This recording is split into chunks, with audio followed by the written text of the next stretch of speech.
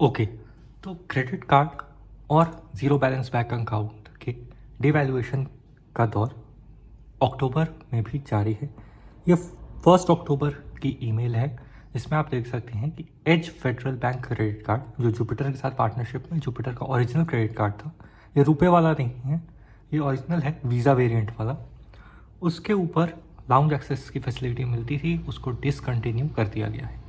आज की वीडियो में इसके ऊपर डिटेल में बात करेंगे, पूरा ईमेल पढ़ के, और भी बाकी पिछले महीने जो भी क्रेडिट कार्ड्स डिवैल्यू हुए थे उसका एक शॉर्ट रिव्यू लेंगे, और जो इस मंथ से न्यू हिट होने वाले हैं डिवैल्यूएशंस उसके बारे में भी बात करेंगे।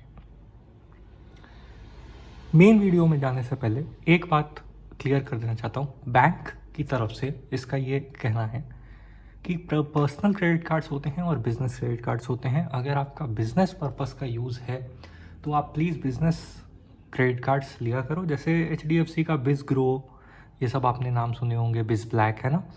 वैसे ही हर बैंक में कुछ क्रेडिट कार्ड जो होते हैं वो बिजनेस वेरिएंट इशू किए जाते हैं। पर्सनल क्रेडिट कार्ड सिर्फ पर्सनल यूज़ के लिए हैं, और पर्सनल यूज़ का कैसा सिस्टम है कि जैसे आप एग्जांपल ले लो दिल्ली वगैरह का, जहाँ पे आपको एक इलेक्ट्रिसिटी की लिमिट पे ऑफ मिलता है या बिल ज़ीरो मिलता है, तो वो एक लिमिट सेट की जाती है ना, कि चलो भाई आप 200-300 यूनिट्स यूज़ कर लो तो आपका बिल ज़ीरो रहेगा, लेकिन उसके बाद आपका बिल एक्स्ट्रा रहेगा, ठीक है।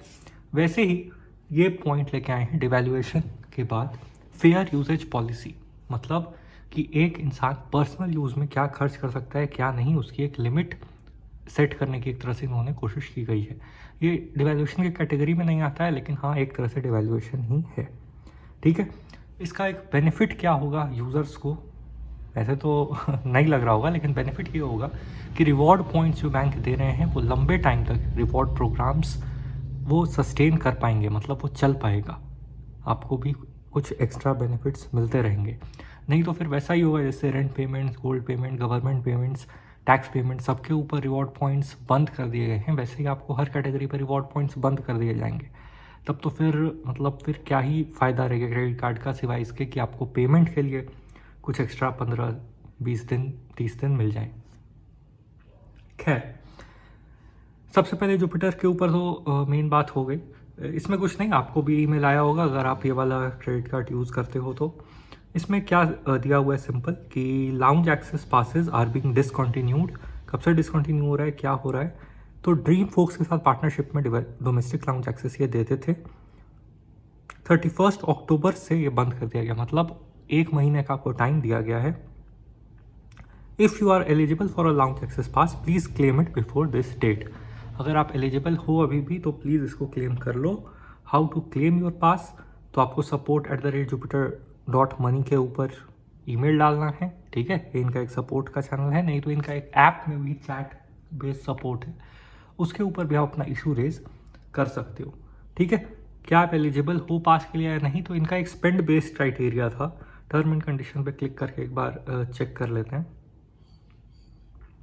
स्पेंड बेस्ड क्राइटेरिया के ऊपर अगर आप जाओ तो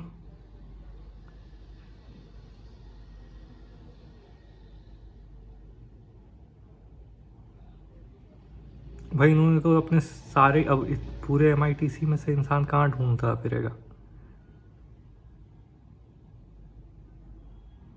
छोड़ो, बाकी बैंक की बात कर लेते हैं, फिर जुपिटर पे वापस आएंगे। इस महीने जो हिट हो चुके हैं वो इंडसइंड है। 1 अक्टूबर से ही अगर आप 25,000 से ज़्यादा की यूटिलिटी बिल पे करते हो तो 1% प्लस GST आपको लग जाएगा, फीस एक्स्ट्रा, ठीक है। वॉलेट लोड अगर आप 20,000 से ज़्यादा करते हो तो आपको 1% प्लस GST एक्स्ट्रा लगेगा।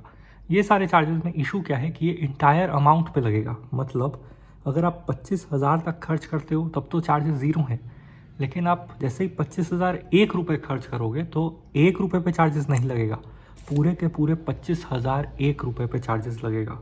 इशू समझ में आ रहा है। अगर आप लिमिट में रहे तो बहुत ही अच्छा, लिमिट से बाहर गए तो पूरे ही अमाउंट पे चार्जेस लग जाएगा। ये सारे ही बैंक्स ने किया है, ठीक है। तो इंडसइंड बस नहीं है, जिस भी बैंक के बारे में बात होगी ये कॉमन फैक्टर रहेगा। इसके बाद नेक्स्ट हिट है येस बैंक। येस बैंक भी 1 अक्टूबर से एजुकेशन पेमेंट अगर आप करते हो, आज भी किसी ने मुझे से कमेंट सेक्शन में पूछा था, तो मैं यहाँ पे बहुत क्लियर कर दूँ, 1% प्लस GST का चार्जेस लगेगा। लेकिन हाँ, ये सिर्फ ऐप्स वगैरह के थ्रू है। अगर आप अपने स्कूल या कॉलेज की ऑफिशियल वेबसाइट के थ्रू पेमेंट करते हो तो आपको चार्जेस नहीं लगेंगे। ठीक है, बच गए वहाँ पे। दूसरा फ्यूल के ऊपर है। फ्यूल 10,000 की लिमिट रखी गई है। 10,000 से ज़्यादा अगर आप करते हो एक महीने में तो 1% प्लस GST लगेगा। एक चीज़ और, आपके पास भी जिस बैंक के क्रेडिट कार्ड्स होंगे, आपको ईमेल आए होंगे, आप ध्यान से उसको चेक करो कि उसमें पर मंथ मेंशन्ड है या पर बिलिंग साइकिल पर स्टेटमेंट मेंशन्ड है, क्योंकि इससे भी कभी कभी आपके कैलकुलेशन पे असर पड़ सकता है। पर मंथ का मतलब हुआ 1 अक्टूबर से 31 अक्टूबर पर मंथ। बिलिंग साइकिल का मतलब हुआ आपकी जिस डेट को बिल जनरेट होती है वहाँ से एक मंथ, है ना, मतलब जो बिल का पूरा ड्यूरेशन होता है। तो वो आपको अपने अपने बैंक्स के जो ईमेल आए हैं उसमें एक बार कंफर्म कर लेना। ठीक है,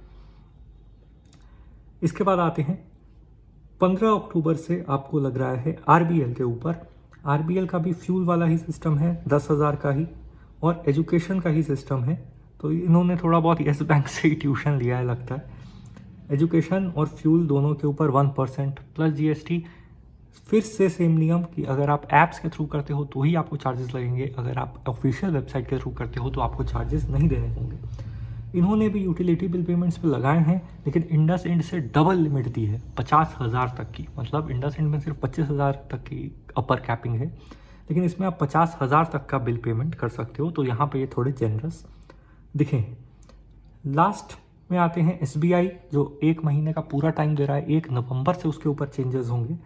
वो कर रहा है यूटिलिटी बिल पेमेंट के ऊपर चेंजेस। 50,000 की लिमिट है। 50,000 रुपये तक ज़ीरो फीस है, लेकिन 50,000 के बाद 1% प्लस GST, और जैसा कि मैंने बताया पूरे ही अमाउंट पे आपको चार्जेस देने होंगे। ठीक है, सिर्फ एक्स्ट्रा पे नहीं, पूरे अमाउंट पे। तो वो एक बुरी बात है।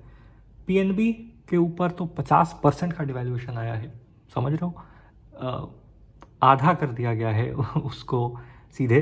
उसमें कोई टर्म एंड कंडीशन नहीं लगाया गया है, सीधे रिवॉर्ड पॉइंट की वैल्यू को आधा कर दिया गया है। पहले 2 reward point is equal to 1 rupee होते थे, यानी एक रिवॉर्ड पॉइंट का 50 पैसा, लेकिन अब 4 रिवॉर्ड पॉइंट इक्वल टू 1 रुपी होंगे, यानी एक रिवॉर्ड पॉइंट का 25 पैसा। तो 50% लॉस। खैर, एक बात और, आपको ज़्यादा ये सब में, मतलब HDFC, एक्सिस, ये सब के बारे में ज़्यादा सुनने के लिए नहीं मिलता है। लेकिन वो सब में क्या इशू है कि वो लोग अपने रिवॉर्ड पोर्टल को भी कभी कभी डिवैल्यू कर देते हैं और इंसान ध्यान नहीं देता है उसके ऊपर। तो क्रेडिट कार्ड को ही डिवैल्यू करने की जगह सीधे रिवॉर्ड पोर्टल को ही डिवैल्यू कर देते हैं, तो आपको अंत में वैल्यू आपको ही कम मिलती है, कस्टमर का ही लॉस होता है। चलो अब आ जाते हैं जुपिटर पे वापस, और रिवॉर्ड प्रोग्राम पे यहाँ पे आ गए। ठीक है, इसके ऊपर ही कहीं पे दिया हुआ होगा,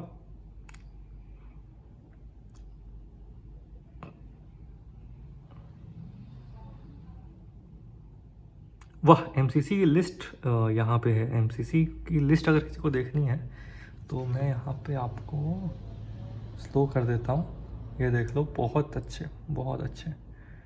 ये तो मैं नहीं सोच रहा था कि MCC की लिस्ट मिल जाएगी। ठीक है, वो आप देख पा रहे हो।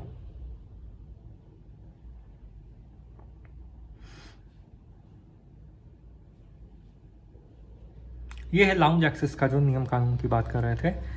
3 महीने में आपको 90,000 रुपये खर्च करने हैं तो आपको ये लाउंज एक्सेस मिल जाएगा, और ये 9 नवंबर तक वैलिड है।